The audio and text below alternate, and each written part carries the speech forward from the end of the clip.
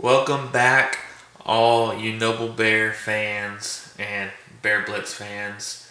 I am back this evening to talk about the spring camp that I was able to attend this past Thursday evening.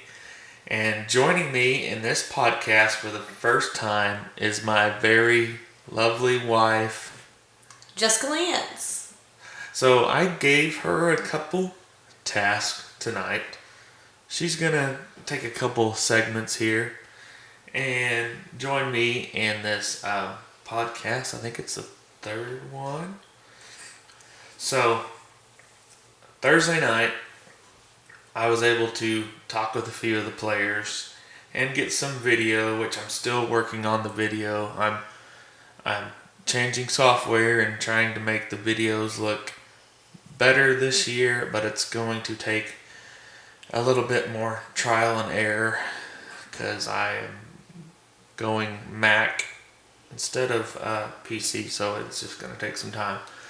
So the other night there was 4 teams there: Noble, Chickasha, Blanchard, and Little Axe. And they kind of the format is the one defensive team takes 2 reps, and then the 2 teams on offense will kind of switch in and out every other play. They'll switch, and they went for about 3 hours the other night and did like 3 rotations.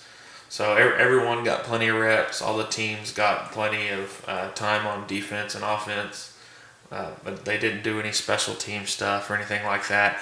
And they were blowing the whistles real early, so I don't think I saw a quarterback go to the ground and they weren't not in full pads, just shoulder pads and shorts.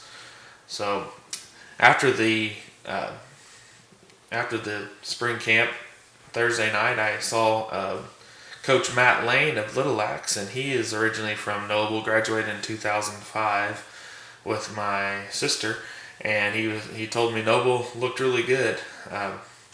He actually used to coach in Noble a few years back, but the starting quarterback the other night, it looks to be Austin Fisher. He got all the first team snaps, and he looked really good. I wondered if he was going to be starting quarterback this year because he was the backup last year, but he also got several good runs at the slot receiver position. I guess you call it a slot, where he would pick up a few crucial first downs. But he's just not the biggest in the world, but he had some really good hands last year. So I was like, well, maybe they'll keep him at receiver. But he looked really ready to take the job at quarterback the other night, and I talked to a couple people, and I think that's who, right now, I would say that's who our starting quarterback will be against Newcastle in the first game. And he reminds me like a Kyler Murray coming into play for Noble. I mean, he's got some wheels. They did a few plays that reminded me of watching OU last year. Just the speed and quickness he has is something we haven't seen in a Noble quarterback, at least since I've been following him closely the past 5 or 6 years. And they ran a jet sweep play with Jay Smith, where he would fake it to Jay Smith on the jet sweep and take it to, I think he took it the distance on that play once or twice. But I know he ran one back against Blanchard for a touchdown. But he was just looked really good at quarterback. At running back, they look to be exploring, several options in the backfield there. With Gavin Yeager, he could be like a bigger Punisher back. He'll be a senior this year, has lots of experience and a few different positions. Ezra Elkins, they call him Easy. He's that transfer in from Destiny Christian, and I'm anxious to see him get out there and play. I'm still trying to figure him out as where he might be used the best when he gets on the field. And LT Taylor is a freshman. We'll talk more about him coming up, and he could get some more run. And he got some reps the other night at running back. So anyways, we also have a new receivers coach this year. His name's Chris Jones. He's from Westmore. He'll be coaching receivers and maybe defensive back some. I think I maybe saw him talking with him some. But the old receivers coach went back and took a head coaching job at his hometown. And so be anxious to see, how the receivers look this year with the new coach. I believe the guy last year, he was only there for maybe 1 year also. But anyway, Jessica's going to talk a little bit about the freshman class this year, which they have definitely some players. All right, so everybody should be excited right now. This is the class of 2023. This is the class you've all been talking about and hearing about. They have won multiple years, like in Little League coming up, and I think they even had like 2 years where they didn't lose a game. So this is a good class. We're going to be excited to get them going. Some highlights or some stars from this class that we've pulled out. Brandon Harper is a receiver, and I think he plays some defensive back, some DB. So we'll be looking out for him. LT Taylor is a running back, and he is actually Isaiah Wilhoit's cousin. If you remember that name, he graduated last year. He graduated this year. This year, Yeah. 2018. So last 19. season. He was a star on the team this past year. So their cousins will be looking out for him. And then we have Colin Fisher, who is the quarterback for this class 2023 team. He had a brother that played for Noble. Yeah, it's Austin Fisher, He's the quarterback. Who is the current quarterback. You're welcome. I'm with you. And then their dad is Shane Fisher, and he played for Noble in the early 90s, and he had some playoff runs in the class of 4A. Yeah. Give it up to Jessica. I mean, that was pretty good. She didn't stumble around on any notes I had, really. So, anyways, the 2023 class is, I've heard a lot about them, and you see a couple social media accounts of them, and that Brandon Harper kid, I talked with him some the other night, and looks like he's going to be number one, and he's trying to take that, his name on social media is Brandon Up Next. So we'll see. I was kind of giving him a hard time the other night, but I've been anxious to see him because I've seen some of his film or some of his videos in years past of him catching some nice touchdown receptions. So. And if your name didn't make the top 3 list, don't get your feelings hurt. I'm sure if this class has gone 2 years in a row without losing a game, there's going to be more names that we're going to add to the list, but the podcast can only be so long. Oh yeah, and if you want me to talk about you, just find me on the field and we're taking pictures. Say, hey, what's up? Or hit us up on Twitter.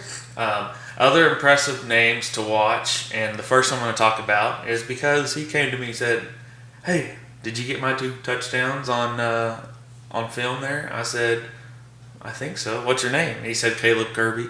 I wasn't sure who he was because he was wearing number 7. He didn't wear number 7 last year. But it's kind of funny because this is the 3rd guy named Caleb to wear number 7 in the past 5 years. So they had Caleb Black, who was a running back about 4 or 5 years ago, and then Caleb Sturgis, who played last year or graduated this year, and now we have Caleb Kirby, and he had a couple nice touchdowns. So I'm anxious to see how he's going to do this year, and he just looks bigger. He told me he played number 25 last year, and I was like, man, I don't remember that kid being that big. And someone else to watch, of course, is Hunter Largent. He's our center and plays defensive line. He had several sacks, I think at least 3, but they were blowing the whistle early. So, he had every bit of the quarterback. He would have been in the ground had they been in a real game there. Okay, I gotta put a time out here. Okay, what do you got? It is the most awesome thing to see Hunter Largent go lay somebody out under the Friday night, like just shellac somebody. It's awesome. And then I go watch it back on the film because we're sitting on the sidelines filming it, and you have to watch it back a few times and just watch. Yeah. He lays somebody out. It was fun watching him in that Ardmore game 2 years ago in 2017. Yes. Is he a sophomore then? Yeah, he's a sophomore then. So he's just been a beast player for a while. I can't wait to see what he does this year and even on to the next year. Hunter, if you're listening, you have my permission to lay out as many quarterbacks as possible. Yep. Another name who was playing, he's playing middle linebacker was Sean Gillespie. I don't know. I probably messed up that last name. But he had a big hit the other night. He was playing number 53. I think he was 63 last season. But he's going to be a junior this fall. And he looked to have some good size to him. But he had a real big hit. I heard it. I didn't get the camera over there in time. I missed his big hit. But I reached out to him. And he kind of told me how that happened. He said, hey, don't throw it over in the middle. Don't throw that screen to the middle anymore, because he basically warned him, and he caught the kid at the right time and laid him out, and he said that, yeah, they didn't throw back to that spot anymore all night. So I thought that was kind of funny. And he also said thanks to all the fans for their support and that they are ready to play. So all these kids seem really excited to get on the field real soon. Another player to take note of is Gabe Hudson. He played number 20 last season. He's going to be a junior. You might remember in the Newcastle game last year, he just destroyed this guy. And you can look the play up on YouTube. I think his dad or someone put it on YouTube. But he just laid this guy out for Newcastle. I kind of felt bad for the Newcastle player because I don't think he saw him coming at all. But you could hear it. Which is the best kind of play. You could hear it, and everyone heard those pads crash. But it's kind of a fun play to watch. So I'll be expecting more plays like that this year from Gabe Hudson, and even Coach George mentioned his name in the coaches. So last year that they do at O'Connell's, the question was asked, what young players do you expect big things coming from in the next couple years? And Coach George mentioned Gabe Hudson's name, so that's kind of why I took note of him this past year. Another player to keep an eye on is Brandon Cartwright. He's going to be a junior. He's number 23. He's an outside linebacker, and he's also had some reps at slot receiver and some at running back. So he caught my eye last year, and he should be a big contributor in the next 2 years. And then Brody Sturgis, who's Caleb Sturgis' little brother. He's number 64.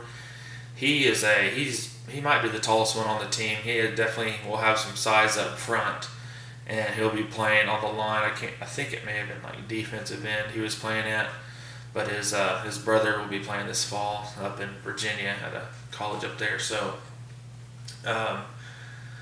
the seniors this year, we had four seniors go and sign. So I'll let Jessica get you up to date on that.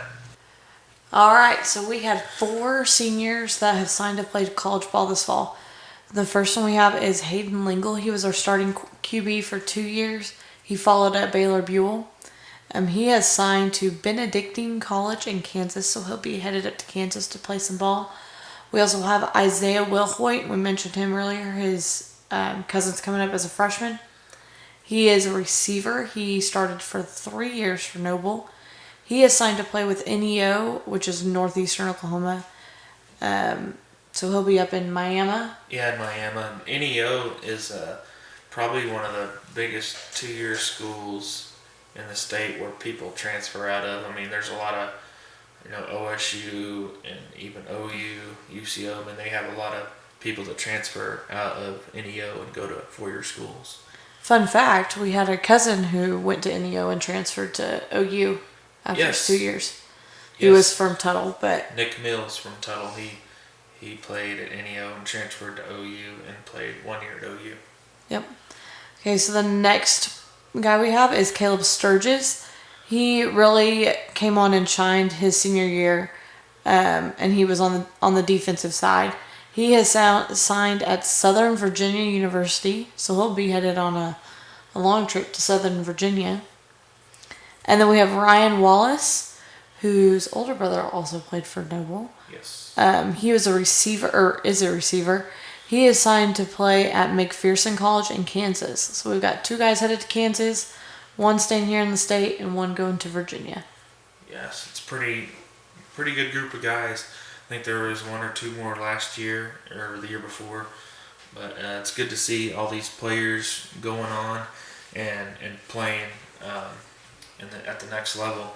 And actually, the Colton DeBusk is actually going to UCO as a cheerleader, and also Brian Henniger is on his way to UCO. I believe it's UCO to cheer. So it's great to see these athletes moving on to get some money or get full ride scholarships or whatever they're getting at the next level. All right, well, I think that about wraps it up for this evening. We are so glad that you joined us for tonight.